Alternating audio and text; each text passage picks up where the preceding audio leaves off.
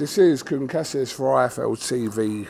We're in Bangkok, in Thailand here at the WBC convention, 63rd convention, and first Muay Thai one as well. Absolutely. Mauricio Sulaiman, how are you, sir? I'm doing very well, very happy. It has been such a unbelievable gathering of boxing members from all over the world, making their way all the way to Thailand. It has been humbling, it has been highly inspiring, because this is WBC and the family and the outreach that we have. You've been a very difficult man to get hold of in the last 3 days.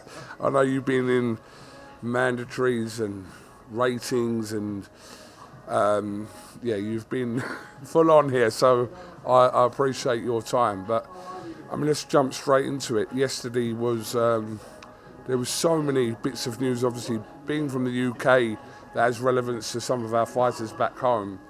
But, you know, the big talking point from yesterday was this Terence Crawford situation, which went viral on social media yesterday.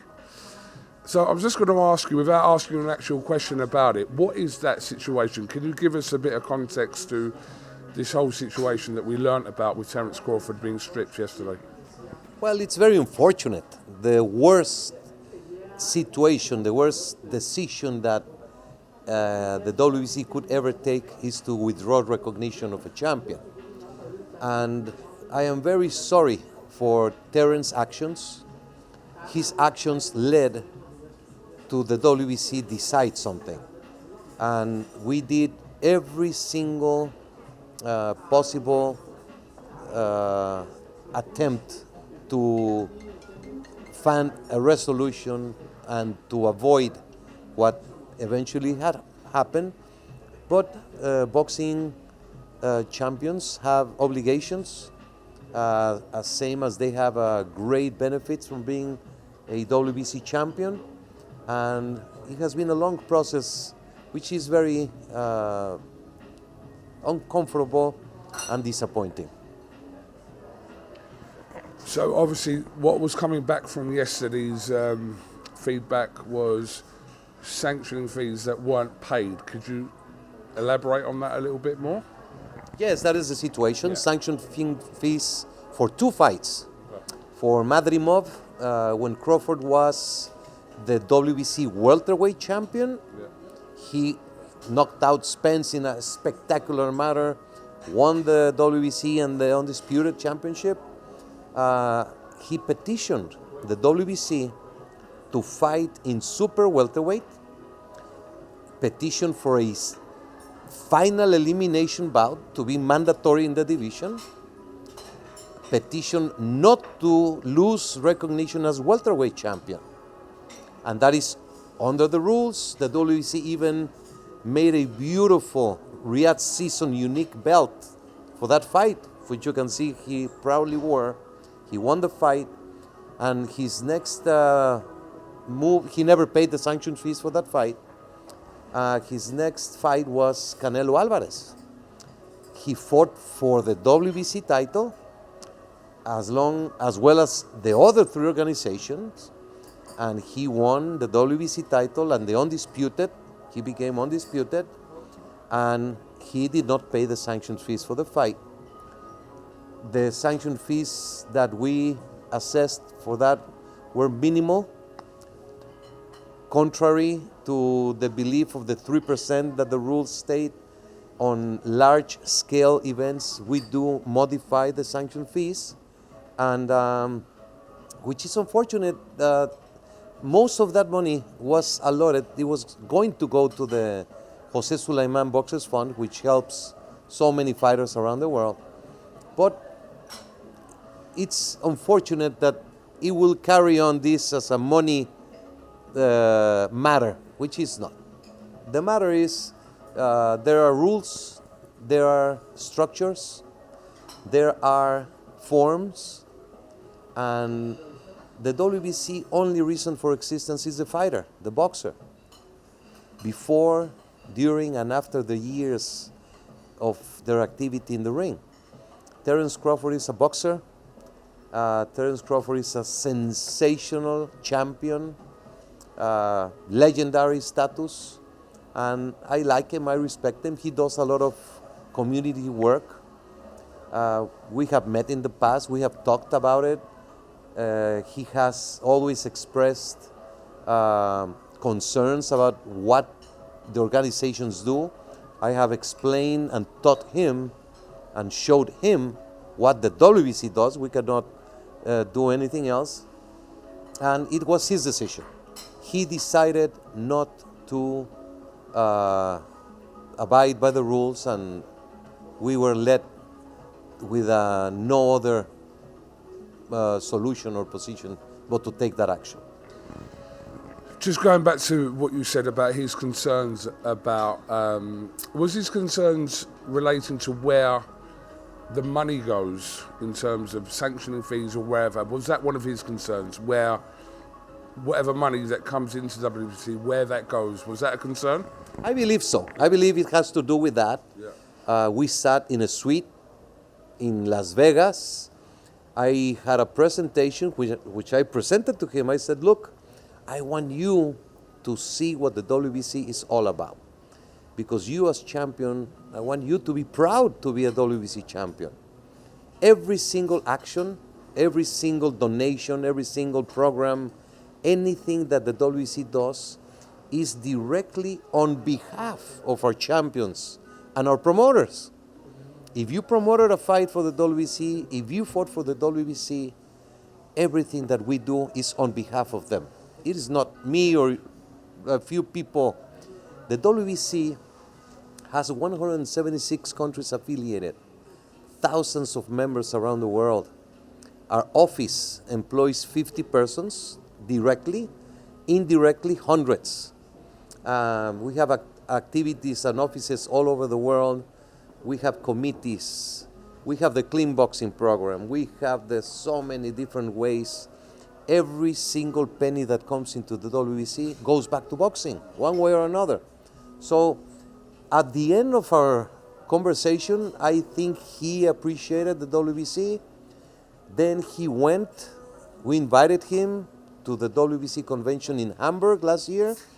He saw what the WBC is all about, and he told me, now I have a different feeling.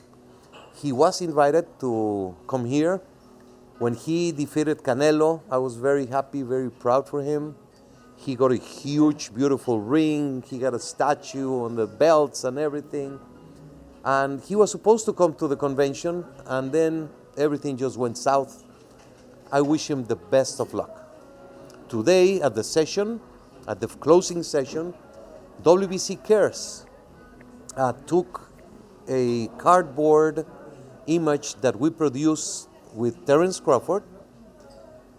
We did Ssing, Tyson, Floyd, legends. Yeah. So we had Crawford, and we all signed it.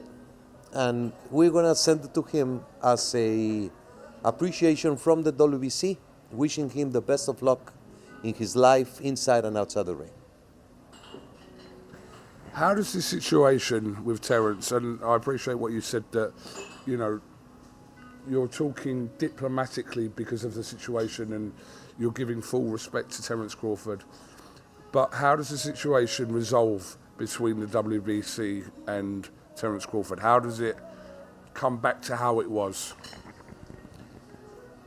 Well, he's not the WBC champion.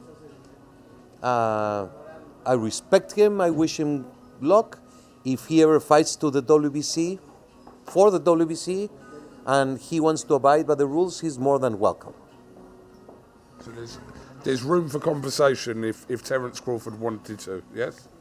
Absolutely. David Haney, Ryan Garcia was expelled from the WBC last year because of his actions.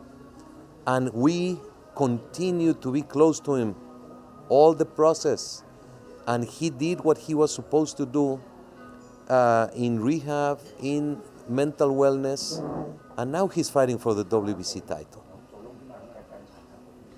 I don't know how much of this you could answer, Mauricio, but sanctioning fees, could you give us a breakdown of like percentage-wise, where it actually goes? Because we understand that there's costs that have to be covered from your organisation. We understand that, but just like a loose breakdown of actually when sanctioning fees are paid, where it all goes. Could you briefly explain that? I love to, and I thank you. I wish I could have this opportunity more often to let the people know what happens with the money. First of all, for this fight, we had made a provision that around 75% of the sanction fees were to go to the Jose Sulaiman Boxers Fund. That fund was created in 2012. We have awarded $2.5 million, more than that, in hundreds of cases all around the world. So that fund needs to be replenished. The first money came from Hublot, then from Carlos Slim Foundation, then Hublot again. So this year we said it's drying out. We need to continue having money to help fighters in need. And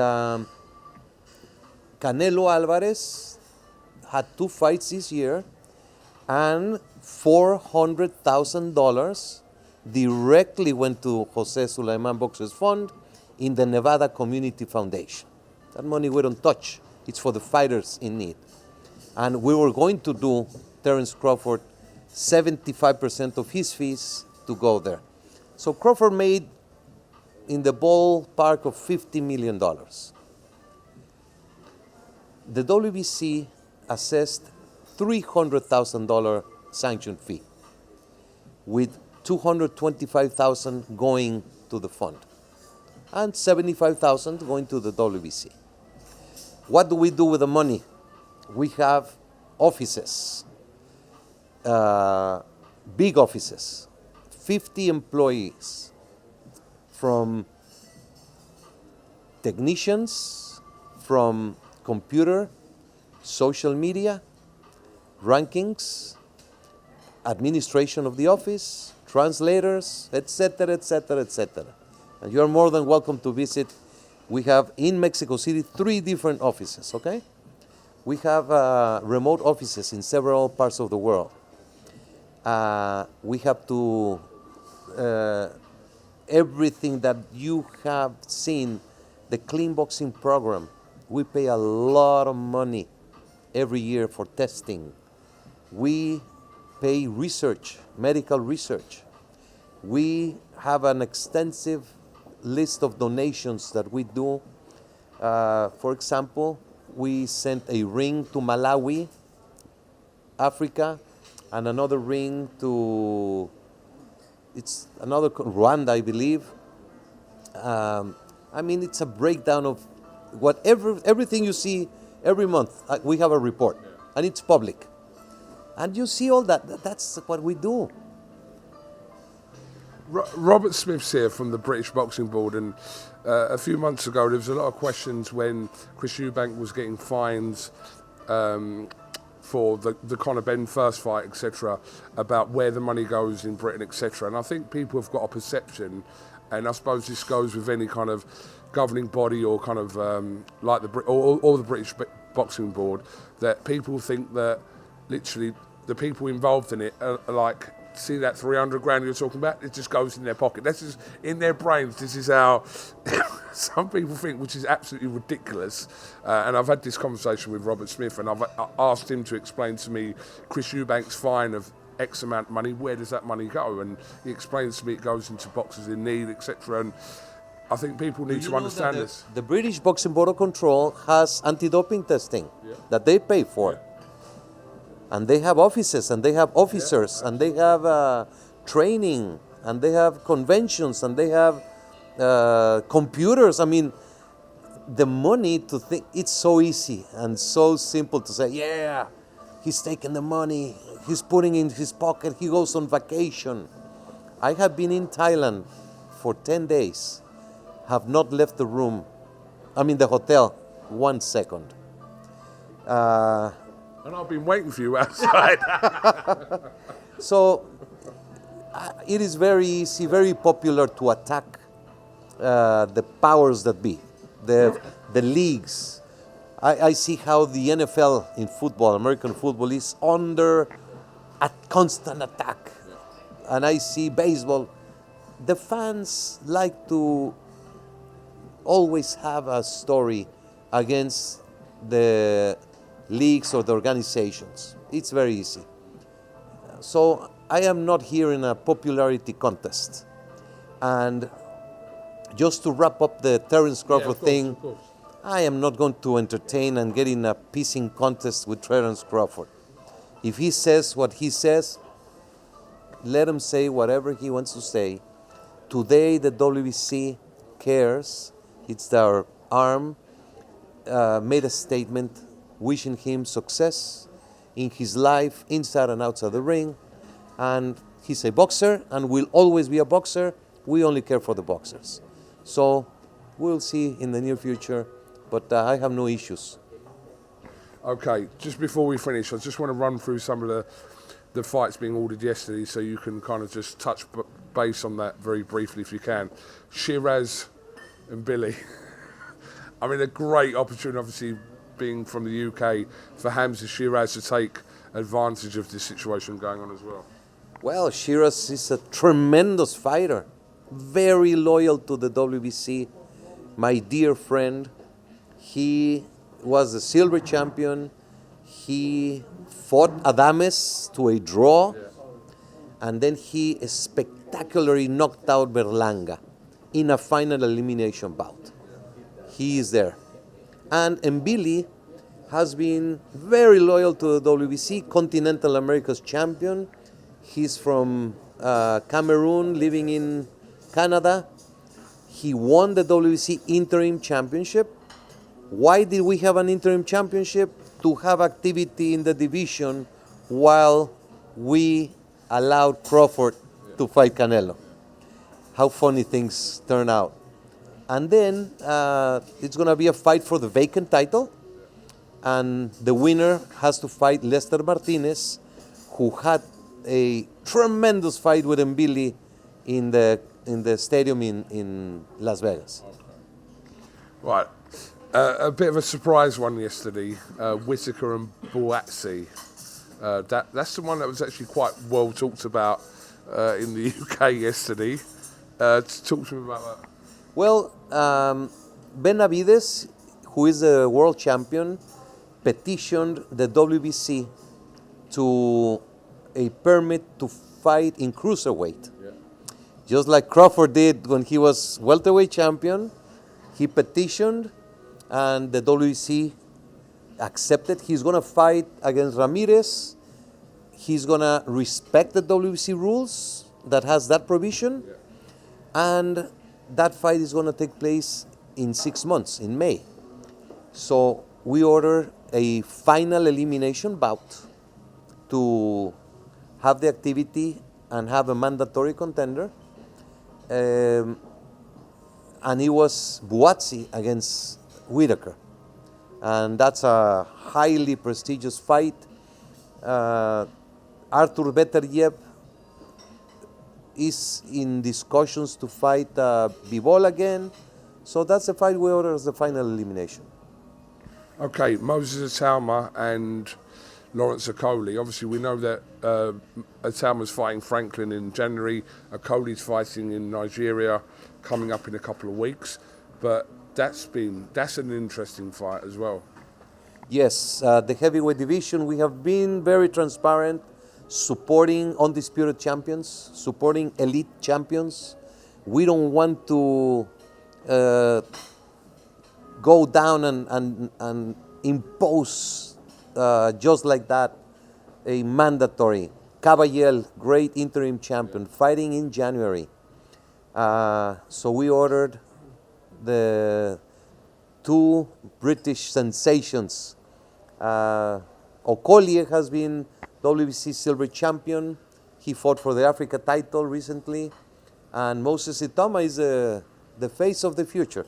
So I'm very excited about that possible fight taking place. Right, just very quickly, because I know I took a lot of your time. What's the situation with Conor Benn? I believe he's on his way here to Thailand. Is that true? He was coming. Yeah. He was coming we were in communications, and you know, Nigel Benn, his dad, Conor Benn, have a special link to the WBC. When Nigel was a proud WBC champion, we always kept in communications.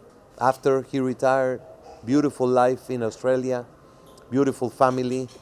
When his son starts making waves in boxing, starts going into the world scene, and he's preparing to a fight against Eubank, and there's an adverse finding. The whole world shut him down and put him down in all the ways, not the WBC. We went through a thorough process. We went through every single protocol and proved him innocent. Oh my God, we were bashed and ridiculized and everything. And then what happened? We were right. 2 years later. But the WBC stood by his side, and I believe that gave him a sense of loyalty and care for the WBC. He just defeated Eubank in a tremendous demonstration of greatness. So the WBC has appointed him mandatory contender for the winner of Barrios against Ryan Garcia. Wow. You like that? Love that. Mauricio, just to wrap up, we've heard Alexander Usyk, who's obviously here in Bangkok, come out and say that he wants to fight Deontay Wilder. Can you give us some comment on that? There's nothing wrong with that. Wilder is ranked 8 or 9 in the WBC. He's a former champion, and the WBC voted to have to grant a voluntary defense to Usyk. So he can choose from the first 15 ranked fighters, and Wilder is eligible because he's number 8 or number 9. But why do you mention like a surprise or downgrading Wilder? No, absolutely. I'd never downgrade Wilder. I've not heard, obviously. Or who would be another option? No, I like that, but I also think that Usyk's obviously fought Joshua twice, fought Fury twice, and I think that in that division, he fought Fury twice, and then he fought Dubois. Yeah. Twice, yeah, twice. Well. Give them a chance. Yeah. Maybe he thinks Wilder is an easy fight, like maybe I see in your eyes. I don't think it's an easy fight. I never think anyone with Wilder is an easy fight. I'm just... You have a green, is that how do you say green? Like a funny smile. Maybe he thinks it's an easy fight. I don't believe anyone thinks Wilder's an easy fight. I think it's a case of, if we're talking about Wilder from 3 or 4 years ago, etc., then possibly. I think Wilder. Look at Pacquiao against Barrios. I mean, boxer. It's about styles. It's about the moment. It's about what's going on in your mental wellness. Deontay Wilder was champion for 5 years, made 10 successful title defenses, one of the highest knockout ratio in history, and a tremendous athlete.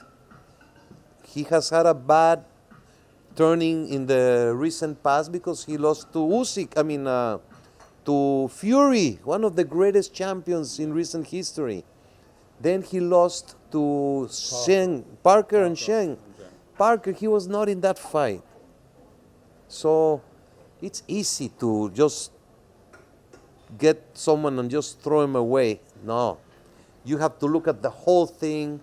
If he fights Wilder, I'm going to be very happy. I like Deontay. He deserves another opportunity. He was always WBC, and Usyk is a tremendous fighter. But you can never count out that punch. Listen, let's just get this straight. I never discount Deontay Wilder. I want to see him and Anthony Joshua still fight. I think that's a great fight as well to make. Some people have ridiculed that. Well, Joshua, or maybe Jake Paul beats Joshua. What's your thoughts on that, very quickly? Huh? Jake Paul and Joshua, You have to give it respect to Jake Paul. yeah. Everybody has criticized him for not fighting boxers. Now he's fighting Anthony Joshua. Everybody should be praising and excited. Let's see what happens. Yeah. Yes. Now you're looking like you're suggesting there could be an upset on the cards there. You can never count anything outside the punch. Really? You get hit here or here in the temple. We shall see. Mauricio Sulaiman, much appreciate your time. I'm flying in 5 hours, so this has been very insightful. I'm sure people will find this conversation very interesting, and you've answered very honestly. Because some people say sometimes you answer questions like a politician. They do. What does that mean? Well, it just means you give an answer without giving the answer, if that makes sense. But I don't believe that in this interview. I think you've been very transparent about the last 24 hours, which is kind of rock boxing in a way. And yeah, there's nothing more I can ask you. I'm happy to. I have never said no to a question. Correct. Absolutely correct. If the way I respond is confusing, I like to know it and I can clarify it more. I don't know what a politician means, but I say maybe people don't like the way they expected a response and it didn't come that way. Possibly. And I made them look like fools. But no, I'm happy to respond every single question. And the harder they are, the better for me. Much appreciate your time, and I will vouch for that you've... Can we take a selfie? Yes, absolutely. Don't miss that. No, don't miss this interview.